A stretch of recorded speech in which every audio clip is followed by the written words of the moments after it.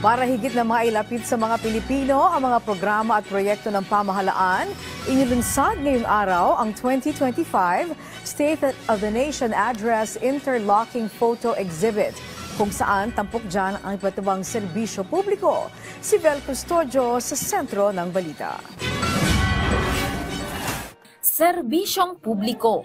Yan ang tampok sa 2025 State of the Nation Address Interlocking Photo Exhibit na pinangunahan ng Bureau of Communication Services sa makabagong San Juan City National Government Center. In this age of shortening attention span and challenging functional literacy rate level, we know that people connect better with stories visually. Images speak volumes of what we do in public service. This exhibit is more than a collection of photographs. It is a living narrative of transformation.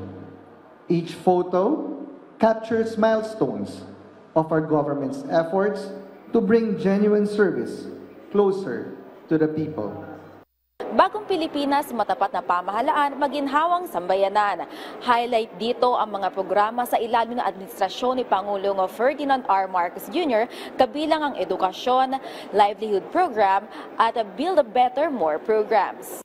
Tampok sa 2025 SONA Interlocking Photo Exhibit ang programang pang-edukasyon ng pamahalaan, kagaya ng itinatayong 40,000 classrooms, ipinamahagi na laptops at pinalalawak na libreng kolehiyo at TechVoc programs para sa mahigit 2 milyong estudyante kada taon.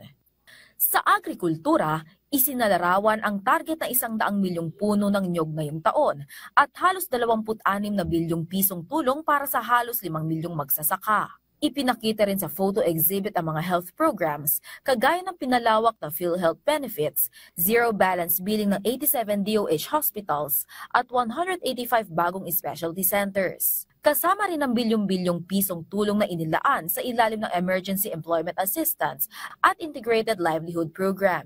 Sa infrastruktura naman, tampok sa photo exhibit ang programang Build a Better More na may 207 flagship projects. Kabilang ang rehabilitasyon ng tulay, pagpapalawak ng railway systems, mas murang pamasahe, bagong expressways at tulay, at mas maaasahang kuryente at tubig. At syempre, hindi mawawala ang sports at recreation programs kagaya ng car-free Sundays, community leagues at modernong pasilidad para sa palarong pambansa at batang Pinoy. Ang Pangulo kasi ay may pananagutan sa ating bayan. So, sa tulong po ng mga informations na to, malalaman ng publiko na lahat po ng ginagawa ng ating Pangulo ay para sa kanila. And of course, para mas aware po sila dun sa mga stop-shop services ng ating gobyerno. At dahil ang makabagong San Juan City National Government Center na nagsisilbing eGov.ph Serbisyo Hub ang napiling venue, bukas para sa lahat ang photo exhibit,